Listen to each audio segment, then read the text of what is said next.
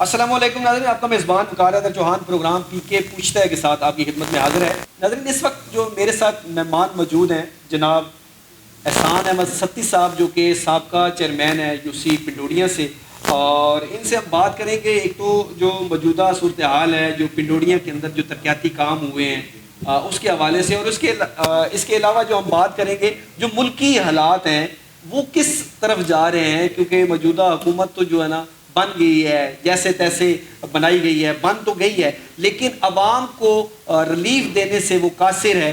اس کے اوپر ہم بات کریں گے۔ السلام علیکم جی۔ وعلیکم السلام جی۔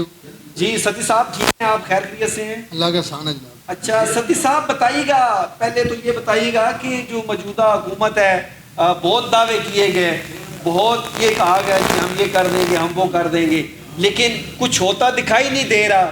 کیا کہیں گے کہ حکومت کس طرف جا رہی ہے؟ غور بھائی، سب سے پہلے تو آپ کا شکریہ، اور پی کے نیوز کا میں آپ کا بےحد مشکور ہوں، اور آپ نے یہ موقع دیا کہ میں عوام کے سامنے اپنا موقف رکھوں۔ جہاں تک بات ہے جی کہ حکومت کی اور کا، یہ تو سب کو پتہ ہے جی، بچے بچے کو پتہ ہے کہ حکومت بنائی گئی ہے، اور جو مہنگائی کے عالم ہے وہ مریم صاحبہ نے، بلاول بھٹو صاحبہ نے، آپ کی ان کی سپیچز اٹھا کے دیکھ لیں تو انہوں نے بارہا مرتبہ یہ فرمایا کہ جی ہم بجلی ہم کو جو ہے نا فری دیں گے، تو اس کے بعد اب دے رہے نا ریٹ بڑھا کے وہ۔ اور اس کے علاوہ ان مسلم لیگ نون اور پیپلز پارٹی نے، انہوں نے کب عوام کو ریلیف دی ہے جی؟ یہ پچھلے 40 سال کا پیریڈ آپ ان کا اٹھا کے دیکھ لیں، انہوں نے ہر مرتبہ الیکشن میں آ کے یہی دعوے کیے کہ ہم ایسے کر دیں گے۔ سب سے پہلے میں بات کروں گا میاں نواز شریف صاحب کی۔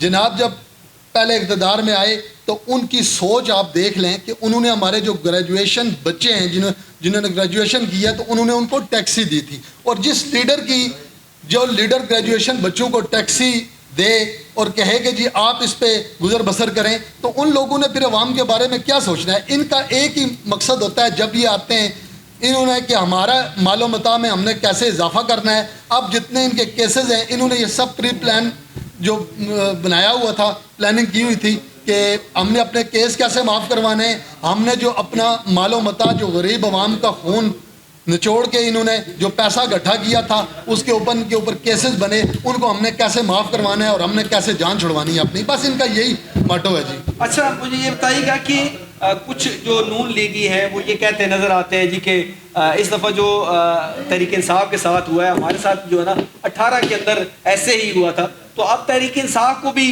جو ہے نا وہ صبر کرنا چاہیے، تو کیا کہیں گے اس پہ؟ سر میں ان کو صرف اتنا ہی کہنا چاہوں گا کہ پاکستانی عوام میں عمران خان نے وہ شعور بیدار کر دیا ہے کہ اب آپ کی یہ باتیں جو ہے نا وہ ایکسیپٹیبل نہیں ہیں۔ 2018 کی یہ بار بار بات کرتے ہیں، مجھے آپ یہ بتائیں کہ جب 2018 کا دور تھا تو ابھی بھی آپ وہ دور کی فوٹیج، آج سوشل میڈیا کا دور ہے، وہ اٹھا کے آپ دیکھ لیں کہ وہاں پہ عمران خان کے جو جلسے جلوس اور ریلیاں تھیں ان میں کتنی تعداد لوگوں کی تھی، اور لوگ کس طرح جوک در جوک ان کی طرف آ رہے تھے، اور کس طرح لوگوں نے ان کو ووٹ دیا ہے۔ اور پھر اس کے مقابلے میں آج آپ دیکھ لیں تو آج انہوں نے کیا کیا ہے کہ جی میں آپ کو اپنی یوسی کی بات بتاؤں کہ جو 20 سال اور 18 سال کے بچے ہیں ان کو انہوں نے اٹھا لیا اور 72 گھنٹے انہوں نے قیدی وین میں ان کو رکھا، اور آپ باخدا انہوں نے بوتلوں میں پیشاب کر کے وہ جو اوپر قیدی وین کے اوپر سپیس ہوتا ہے وہاں سے انہوں نے گرایا۔ یہ حالات تھے جب ان کا دور تھا، تو کسی 2 4 6 10 MNA کے اوپر اگر کوئی کیسز بنے تو میں نہیں کہتا، انہوں نے تو گراس روٹ لیول پہ جو ہے نا سختیاں کی ہیں۔ ہمارے 20 سال 18 سال کے بچے اٹھا کے لے گئے ہیں، ہمارے گھر انہوں نے توڑ دیے ہیں، ہم باہر نکل نہیں سکتے تھے، ہمارا جو انتخابی نشان بلہ تھا وہ انہوں نے لے لیا ہے۔ اور یہ تاریخ نے ثابت کیا کہ جب سے پاکستان بنا، میں سمجھتا ہوں کہ ذوالفقار علی بھٹو صاحب کا لوگ نام لیتے ہیں، میں ان سے زیادہ پاپولر لیڈر عمران خان کو سمجھتا ہوں کہ وہ جیل میں ہوتے ہوئے بھی نشان بھی نہیں ہے، اور مختلف پتہ نہیں 1000 نشان، کسی کو بیگن، کسی کو گھوڑا، کسی کو جوتا، کسی کو گٹار، اور کسی کو کیا انہوں نے دیا، اور اس کے باوجود بھی پاکستانی قوم نے 85% ووٹ عمران خان کے ہر سپاہی کو دی، اور یہ ثابت کیا کہ واقعی پاکستانی عوام جو ہے وہ باشعور ہو چکی ہے۔ اچھا ستی صاحب، ابھی مہنگائی اس قدر بڑھ گئی ہے کہ لوگ خودکشیوں پہ مجبور ہیں، عورتیں عزتیں بیچنے پہ مجبور ہیں، اور اس کے علاوہ جو ہے نا وہ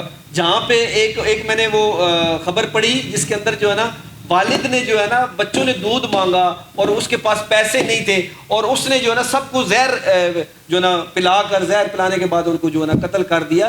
تو یہ کس طرف جو ہمارا معاشرہ ہے کس طرف جا رہا ہے؟ وقار بھائی آپ نے یہ ایک واقعہ بتایا کہ جی والد سے بچے نے دودھ مانگا تو اس نے جو ہے نا ریئیکٹ کیا اس طرح. تو یہ پاکستان کے ہر گھر کا یہ حساب ہے. آج سفید پوش طبقہ جو ہے وہ تباہ ہو چکا ہے. غریب تر غریب ہو رہا ہے.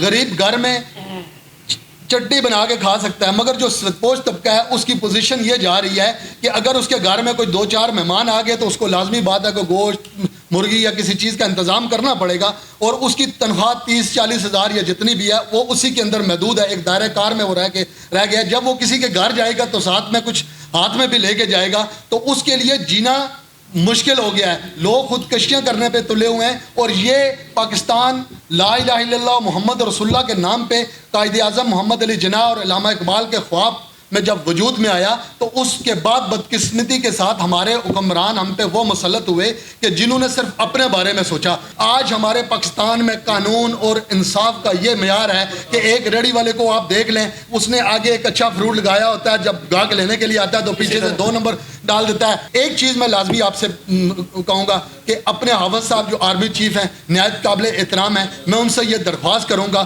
کہ حافظ صاحب آج عوام بہت زیادہ باشعور ہو چکی ہے. خدا کے لیے آپ نے جو ان کے اوپر شفقت کا ہاتھ رکھا ہوا ہے, اس میں لوگ آپ کے لیے بدظن ہو رہے ہیں, آپ جو ہے نا نفرت کا اظہار کر رہے ہیں. اس لیے خدا را آپ نے یہ جو سیٹ آپ کے پاس ہے, آپ ہمارا فخر ہیں, آپ کے پاس یہ جو سیٹ ہے, خدا کے لیے آپ ایک مرتبہ پھر جو ہے نا یہ جتنی 2 نمبریاں ہیں ان کو ختم کر کے عوام کے مینڈیٹ جو ہے اس کا احترام کرتے ہوئے ایک بہترین لیڈر کا انتخاب کریں تاکہ یہ پاکستان آگے چل سکے اور دنیا میں بھی اور آخرت میں بھی آپ کا نام روشن ہو. اچھا سچ صاحب مجھے یہ بتائیے گا کہ آپ کو بلدیاتی الیکشن ہوتے نظر آ رہے ہیں؟ چوہان صاحب بلدیاتی الیکشن تو کیا یہ کوئی الیکشن بھی نہیں کروانا چاہتے, یہ آئے ہیں اپنی دیہڑیاں لگانے کے لیے. آپ مجھے یہ بتائیں کہ ابھی انہوں نے پھر 2-3 دن پہلے میں سن رہا تھا کہ انہوں نے اور جو وزارتیں ہیں ان میں اضافہ کیا ہے, تو اس میں 10 جماعتیں ملی ہوئی ہیں, سب اپنے اپنے چکر میں لگے ہوئے ہیں اور سب اپنی اپنی دیہڑیاں لگا رہے ہیں. ان کو کوئی عوام کے ساتھ جو ہے نا ان کی ہمدردی نہیں ہے. یہ بلدیاتی الیکشن کبھی بھی نہیں کروائیں گے کیونکہ ان کو پتہ ہے کہ عوام جو ہے نا ان کا غصہ اور نفرت کس قدر ہے, اس لیے یہ کبھی بھی بلدیاتی انتخاب نہیں کروائیں گے. مجھے تو نظر نہیں ہوتے ہوئے نظر نہیں آ رہے. کیا صورتحال ہے ستی صاحب؟ پنوڑیاں کی صورتحال یہ ہے جی کہ ہم نے پنوڑیاں میں جو ہے نا ریکارڈ ترقی یافتہ کام کروائے ہیں. کبھی بھی پنوڑیاں میں 1 فٹ کی سیوریج بھی کسی حکومت نے ڈالی. الحمدللہ ہم نے 2 فٹ کی سیوریج ڈالی, اور پنوڑیاں کے جتنے بھی انٹرسٹ اور آؤٹ پوائنٹ ہیں ان پہ آج بھی آپ دیکھ لیں کہ اگر نالہ کرنگ سے لے کر اوپر چند پیر بادشاہ تک اور جہاں تک ہماری سیوریج پڑی ہے, ایک مینار والی مسجد ہے, گیڑا روڈ ہے, 18 نمبر ٹیوب ہے, ویل ہے.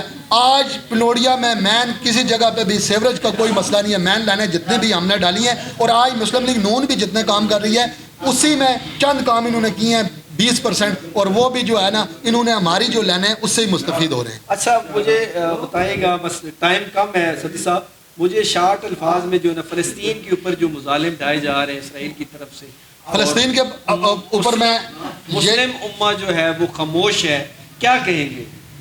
سر مسلم امہ بالکل خاموش ہے. سب آج ہم صرف نام کے مسلمان ہیں. اللہ کے قرآن واضح فرماتا ہے کہ مسلمان ایک جسم اور ایک جان ہے.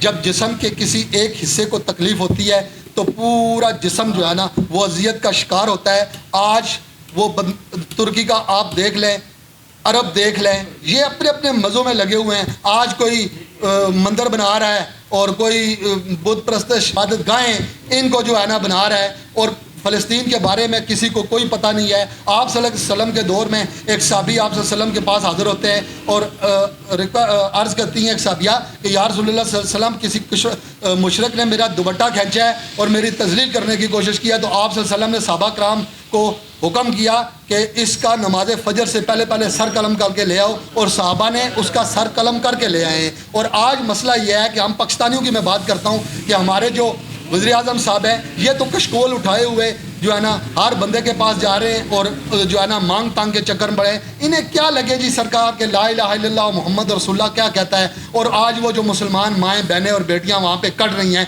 इनका हिसाब इन्हें दुनिया में भी देना पड़ेगा और रोज़े क़यामत भी देना पड़ेगा। बहुत शुक्रिया जी। नाज़रीन, मेरे साथ मौजूद थे एहसान अहमद सत्ती साहब जो कि यहाँ से साबका चेयरमैन है, और इनका कहना ये है कि जो मौजूदा हुकूमत है वो बिल्कुल गरीब की तरफ जो है ना नहीं देख रही, वो बल्कि अपनी जेबों की तरफ देख रही है, और जैसे वो पहले करते आए हैं आइंदा भी वो ऐसे ही करेंगे, और गरीब जो बंदा है वो गरीब तर होता जा रहा है। गरीब को किसी को कोई फिक्र नहीं है, ना इन्होंने बिजली सस्ती करनी है, ना दीगर जो चीज़ें हैं वो सस्ती होगी। इनका कहना यह है कि पिंडोरिया के अंदर 3.5 साल का अरसा हमने अपनी हुकूमत के अंदर गुजारा है। उसके अंदर हमने बहुत सी जो गलियाँ थी, वो सड़कें थी, रोड थे, वो हमने पक्के किए हैं और तरक्याती कामों का जाल बिछाया है। फ़लस्तीन के बारे में उन्होंने कहा है कि फ़लस्तीन के अंदर जो कुछ हो रहा है बहुत बड़ा जुल्म हो रहा है, और जो भी इस्लामी ममालिक खामोश हैं इनसे रोज़े क़यामत इस बारे ज़रूर जो है ना वो